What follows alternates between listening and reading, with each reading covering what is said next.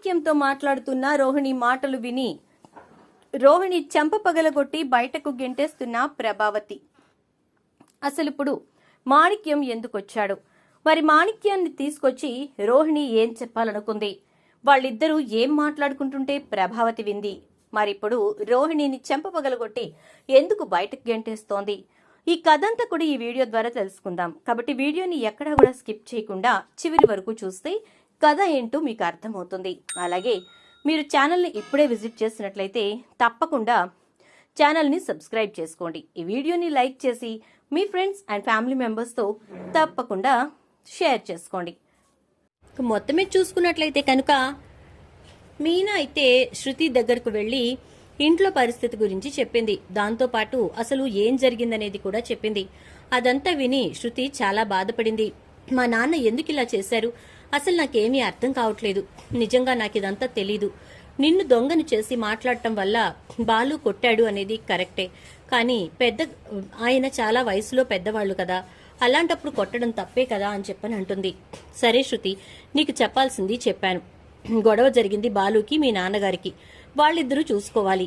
దానికోసం అని చెప్పి నువ్వు రవిని బాధ పెడుతూ అట్నుంచి అత్తయ్య గారు మామయ్య గారు అందరూ కూడా బాధపడే పరిస్థితి తీసుకొచ్చావు. నీకు ఒక విషయం తెలుసా?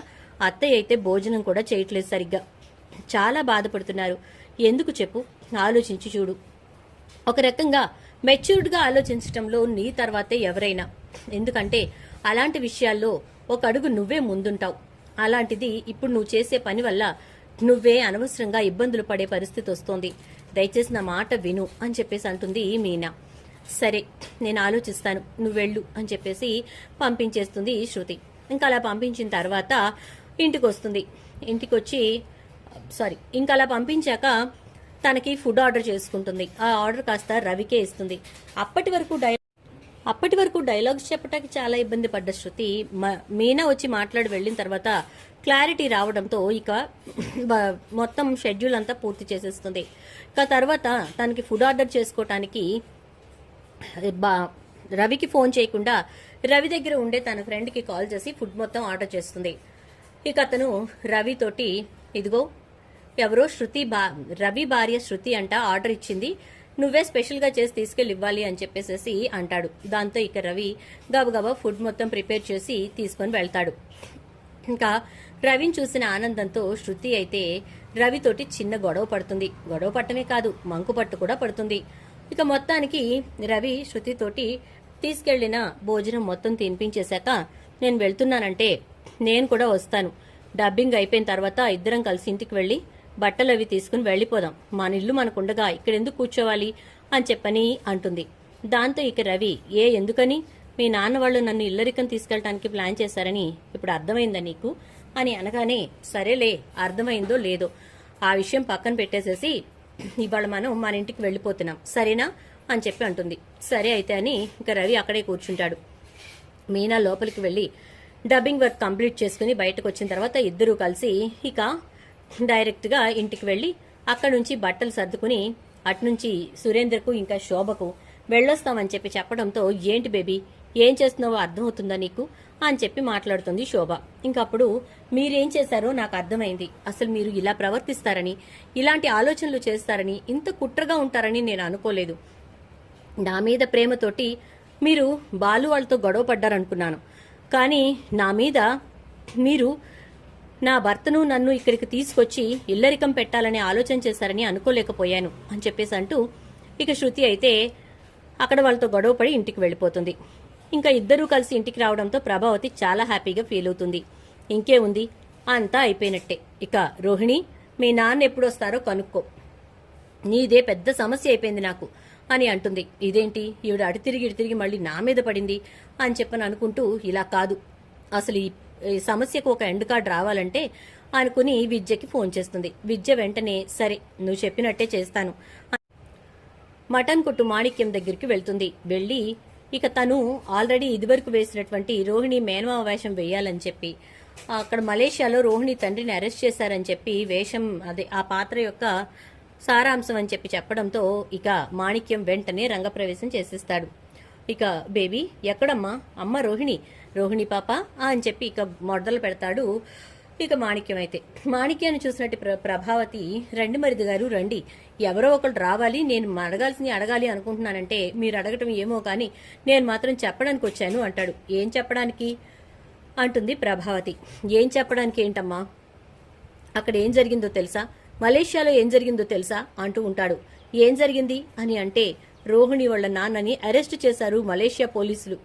అక్కడ కంపెనీ పెట్టి అక్కడ ఉన్నటువంటి ఎంప్లాయీస్ అందరి అమౌంట్స్ ని, అంటే డబ్బుని, ఇన్వెస్టర్స్ డబ్బుని మొత్తం అంతా కూడా ఈయనే తీసేసుకున్నాడని, అందరినీ మోసం చేశాడని చీటింగ్ కేసు పెట్టి లోపల వేశారు. మలేషియా రూల్స్ ప్రకారం ఒక్కొక్కసారి వాళ్ళు బయటకు వదలొచ్చు, లేదా జీవితాంతం ఆ జైల్లోనే పెట్టొచ్చు, తెలీదు అని చెప్పనంటే, మరి వ్యాపారాలు అంటుంది ప్రభావతి. ఓసిని, ఇంత జరుగుతున్నా కూడా ఇంకా నువ్వు వ్యాపారాల గురించే బాధపడతావా అని రోహిణి అనుకుంటూ, వ్యాపారాలదేముంది అత్తయ్య, మా నాన్న పరిస్థితి ఏంటో అర్థం కావట్లేదు నాకు అంటూ ఉంటే, వ్యాపారాలదేముందేంటమ్మా, ఒరే మనోజు, నువ్వు వెంటనే రోహిణితో బయలుదేరి వెళ్ళి అక్కడ మలేషియాలో ఉన్నటువంటి బిజినెస్లన్నిటి గురించి చూసి మొత్తం అన్నిటిని ఒక కొలిక్కి తీసుకురా, మీ మామగారిని జైల్లోంచి బయటకు తీసుకురా అని చెప్పని అంటుంది. వెంటనే బాలు, కరెక్ట్ అమ్మా, ఇన్నాళ్ళకి కరెక్ట్ మాట మాట్లాడావు, మామగారు అలాంటి పరిస్థితుల్లో ఉంటే అల్లుడు ఇక్కడ ఏం పట్టనట్టుగా ఉండడం కరెక్ట్ కాదు కదా అంటే, ఒరే నువ్వు నాకు సలహా ఇవ్వక్కర్లేదు, నాకు తెలిసి ఏం చేయాలో అని చెప్పేసేసి అంటూ, రోహిణి బయలుదేరండి తొందరగా అంటుంది. ఏం మాట్లాడుతుంది ఈవిడ, ఎక్కడికి వెళ్ళమంటుంది అని. అత్తయ్య, మలేషియా ఏమన్నా పక్కనే ఉందా ఏంటి, కాదు కదా, దానికి వీసా కావాలి, ఇంకా పాస్పోర్ట్ కావాలి, మనోజ్కి పాస్పోర్ట్ లేదు కదా అంటుంది. ఎవరు చెప్పారమ్మా, మనోజ్ ఆల్రెడీ పాస్పోర్ట్ చేయించుకున్నాడు, కెనడాలో జాబ్ గురించి వాడు కలలు కంటున్నాడు కదా, అందుకోసమే పాస్పోర్ట్ చేయించి పెట్టుకున్నాడు అంటుంది. ఓరి నా మొగుడు, నాకు తెలియకుండా నువ్వు చాలా చేస్తున్నావు, పాస్పోర్ట్ కూడా చేయించుకుని రెడీగా పెట్టుకున్నావా, ఇప్పుడు నేను ఎలా తీసుకెళ్ళను, ఎక్కడికి తీసుకెళ్ళను, నేనేదో మా ఇంటికి వెళ్ళి 4 రోజులుండి మలేషియా వెళ్ళొచ్చానని చెప్దాం కదా అనుకున్నాను, తీరా ఇప్పుడు నువ్వు పెట్టే ఈ ఫిట్టింగ్ వల్ల మొత్తం అంతా బయటకు వచ్చేస్తుంది, ఏంట్రా భగవంతుడా అనుకుంటూ ఉంటుంది ఇక రోహిణి.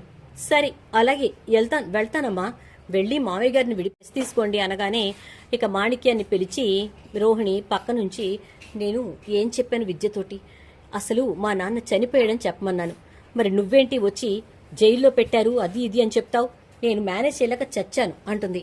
ఏం మేనేజ్ చేయలేక చచ్చావు, ఇప్పుడు చచ్చిపోయాడు అని చెప్పనంటే కూతురిని కనీసం అక్కడికి పంపించలేదు అని చెప్పని అంటారు, అందుకోసమే నేను డైలాగ్ ఇలా మార్చాను, డైరెక్టర్ గారు డైలాగ్ మార్చుకోవడానికి ఫ్లెక్సిబిలిటీ ఇచ్చారు అని చెప్పని అంటాడు. మరి నాకు ఆ విషయం చెప్పలేదు కదా వాళ్ళు అని చెప్పని అంటుంది.